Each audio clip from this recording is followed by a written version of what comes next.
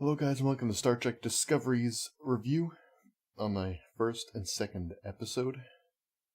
I'm doing both episodes at once because it's kind of a combination episodes. I aired on the same date, there's no point separating them. And we're doing weekly reviews. I've seen every Star Trek episode twice at least. With all the series, except for the animated series, I didn't watch that. I'm not really too interested in it.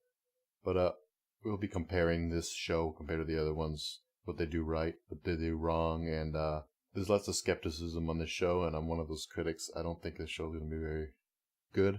I think it's going to have many errors. They're already making major flaws, but we'll talk about that during the episode here. So, let's get to it, shall we? So right off the bat, the first scene of this Discovery is the Klingons, which isn't a very good move. Why would you introduce the Star Trek series? Like, it's weird. You started off on an opposing species. I don't think is the right move, but that's the first scene we get. So we get the Klingons. They're talking about uniting their houses in order to fight the human threat, the human allied threat. So after this scene, we move on, and we're in a random desert planet, and we are introduced to Captain Georgiou and Michael Burnham, the two characters shown on screen right now. They're just on the planet. They're opening up a well for probably a local species that shows up, a little critter. And they're walking away from the desert. There's a storm incoming, and this is a flaw, I believe. So there are storms coming in. They can't get transported out because, interference from the storm. Standard stuff from Star Trek. So the ship comes into the planet. Now, this is not a good idea. Star Trek ships are not meant to go into planets. Like, it's a very, very rare occurrence. And they just do it right off the bat. An introduction to this random ship, which isn't the main ship that we'll be introduced to in the third episode. But, yeah, I didn't like that. These ships don't go in planets. That's just number one. You just don't do that. So I didn't like that scene. So we're moving on. At this point, we get the introduction to the show. I don't really like it. It's just like a bland screen with a bit of drawings popping up here and there. Music's not that good. I don't like it. You have all this leeway to show these planets and ships and space, and it's a cardboard drawing board. Like, okay. So that's the intro. We skip the intro. Moving on. At this point, I didn't even know the show was starting, actually. From, the start point that I've talked about to this point, I didn't even know the show was going on. I felt like it was running trailers. That's what it honestly felt like. Like, I didn't even know it started. Like, it's not a very strong introduction of the show at all. Very poor. At this point, I don't remember exactly the continuation of all these scenes and what's going on, but we can skip to the gist of it. So, we have Michael Burnham here, and Georgiou. They're looking for a disturbance. One of their space stations were attacked or threatened, so they go up to it, and we're at the edge of Klingon space here. So they detect an anomaly in the asteroid belt, so they decide to take Burnham in a space suit to go investigate. This is a bit weird. I'm not sure exactly why that they use a space suit to traverse space instead of using a standard shuttlecraft. In all of Star Trek, we never seen spacesuits being used in such a aggressive manner to explore space. And here we are, just flying through an asteroid belt in a spacesuit. It's weird. Okay, so she comes up to the ship. She identifies it as a Klingon ship. She lands on it with her boots. Here we are, she lands on it, and there's a Klingon here. You can identify as a Klingon through a bat'leth, which has a unique look in this show, but the Klingon is in a spacesuit, so it doesn't really identify. So, the Klingon attacks her, she pushes forward, and she kills the Klingon by one of his own weapons. Probably by accident, and then she flies away. She's knocked out. The Klingon's dead. And here we are. So she's picked up from her crew, and the Klingon is also picked up. They go to a funeral scene. I had to make sure during this funeral scene that the Klingons actually roared for the death of one of their comrades, because I thought that would be a mistake they would miss, but they got it. So they had the funeral. They're trying to use this funeral to show the 24 houses of the Klingons that the humans are a threat. So here we are. The Klingons are becoming united from the death of the Klingon against the humans. So Michael Burnham warns the crew that there's Klingons there. They don't believe him because the Klingons have not been around for decades. They haven't been in interaction, so why would they believe her? So they're waiting. Eventually the Klingon ship shows itself as it was cloaked. And so they're at a standstill between two ships. The Klingon ship uses some sort of light technology to blind Federation vessel.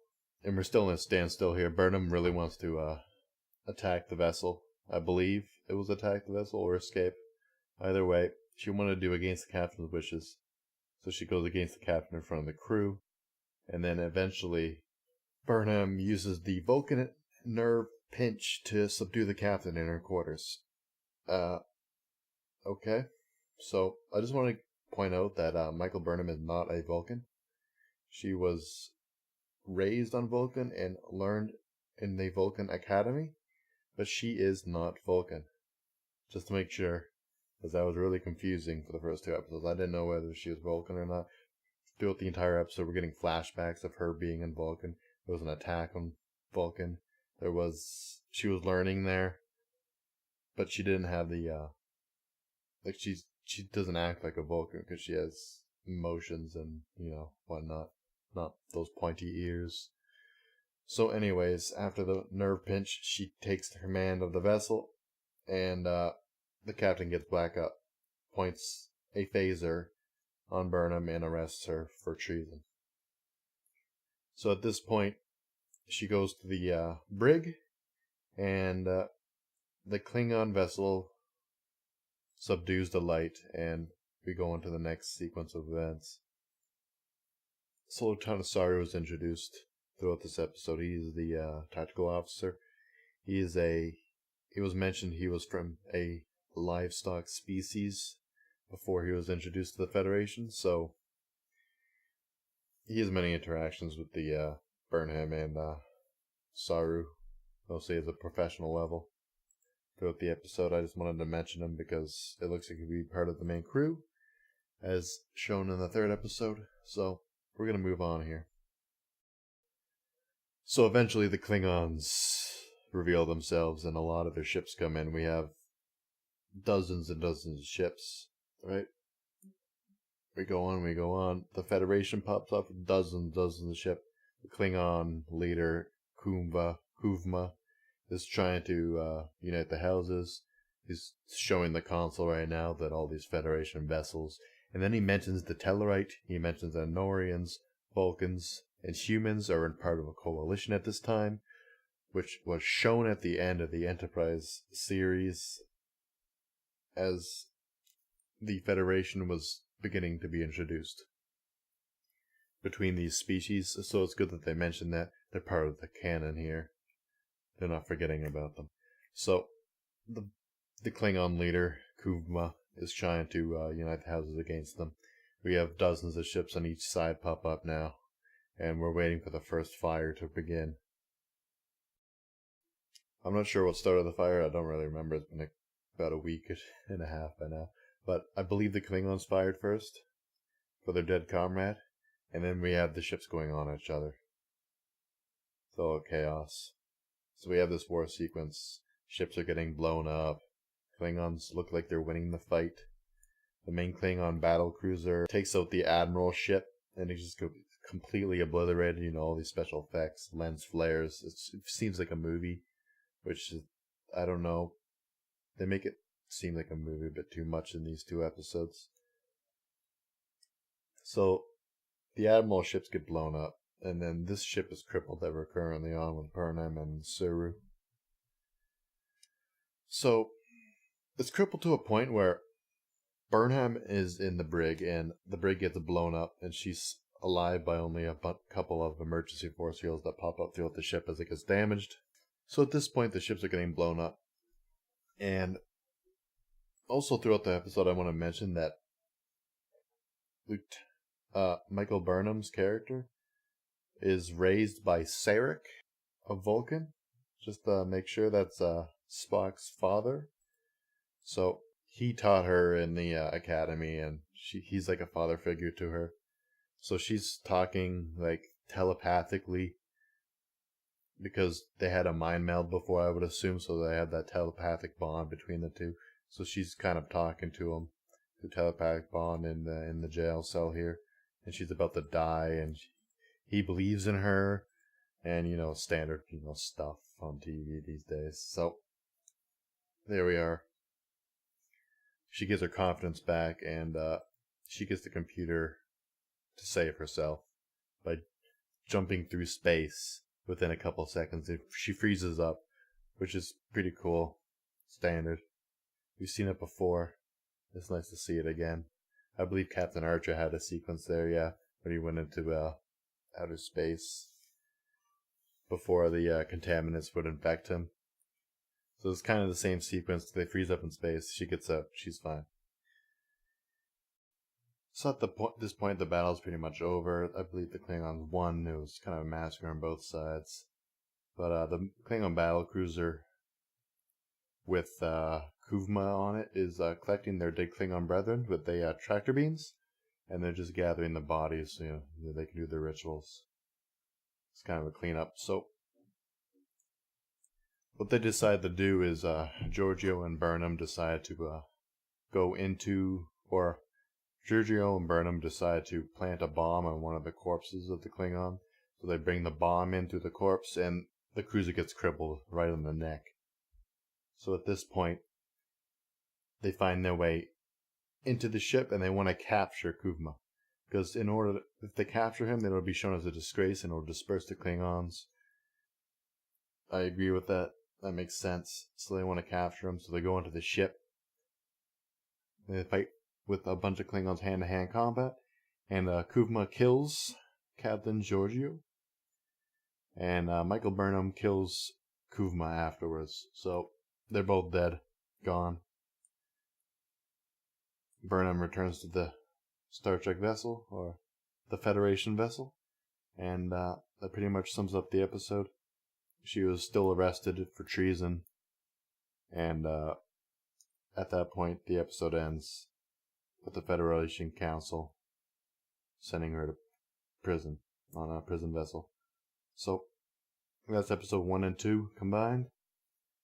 And I just want to go over a few points of the episode, what's wrong with it, what's right with it, my opinions on the episode, and what I've written down here. So some notices. I noticed they lost a lens flare. They tilted the camera. It felt like a film. I don't think it was wise to do that. This is I know the technology today, you can do all these special effects, but it doesn't have to be like a film. It's a weird introduction. It doesn't feel like Star Trek. It's weird, okay? So, also, let's talk about the Klingons. I know the Klingons are a very salty subject right now because the majority of people, including myself, do not like how they reimagined, quote unquote, the Klingons. There's no point to do that, as the species is already made. You have an infinite universe to work upon. You don't have to remake the same species. Come on. I mean, from the original series to the next generation, there was a difference between the Klingons, but that was more of like a joke difference. At that point, Star Trek was in its infancy. It wasn't really brought up that well. It only got popular like decades later. Then they reimagined the Klingons there. It was solid. We've had series after series of what Klingons are now. We know what they are. We know what they do. We know what they look like. Don't change them. That's a mistake.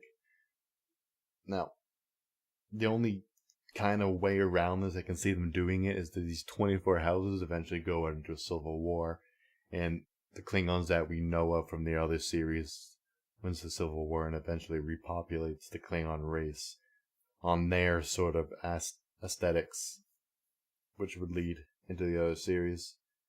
If they're going with that, it's kind of a risk that they're taking, changing the Klingons at this point.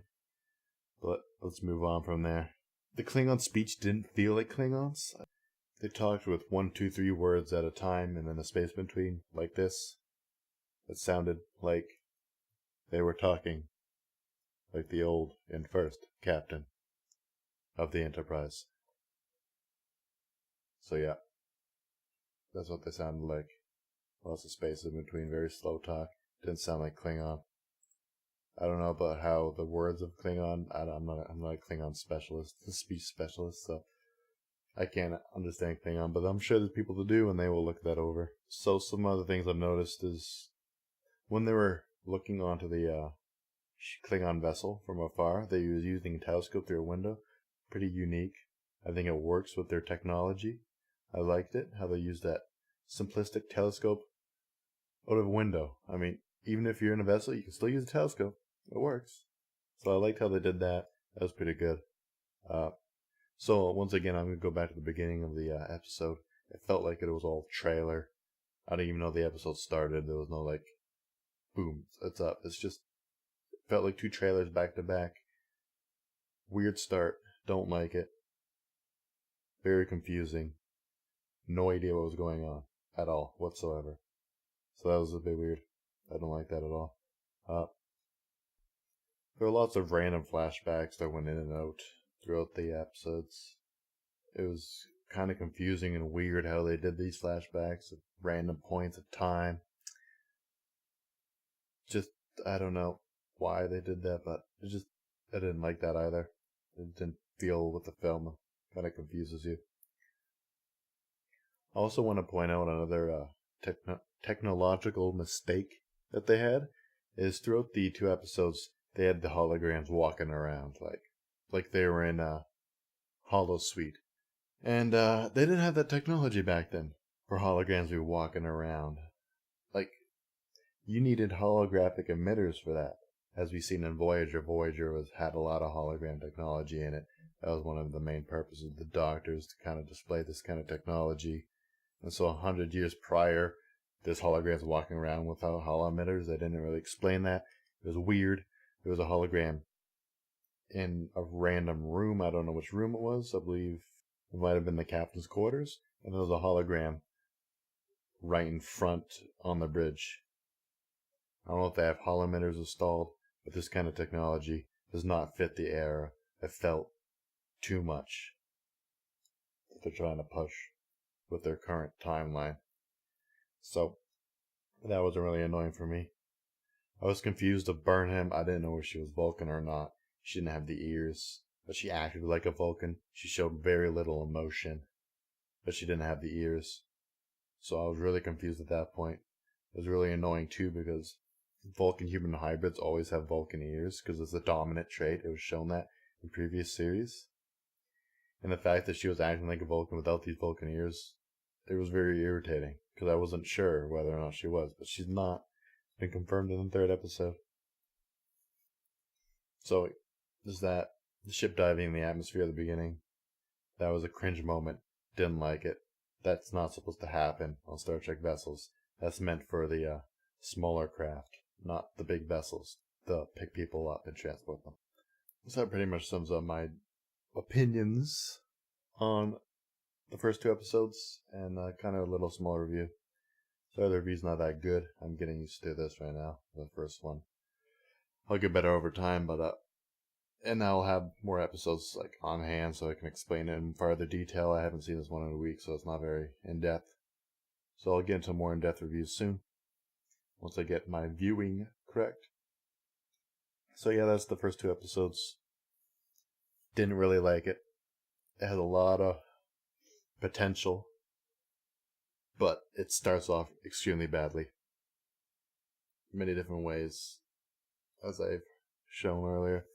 So yeah, I'm going to give the series a chance because the Enterprise series had a very terrible start, but the 3rd season is pretty good.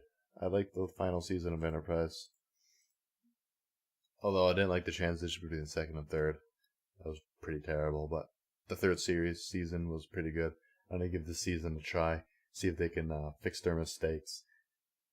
And hopefully they do. Like this reimagined Klingon thing, it's really annoying. So stay tuned for the next episodes. I'll be doing weekly reviews from this point on. So subscribe if you want to hold on to those reviews, and have fun in the comment section. I'm sure it'll be a war. Until next time.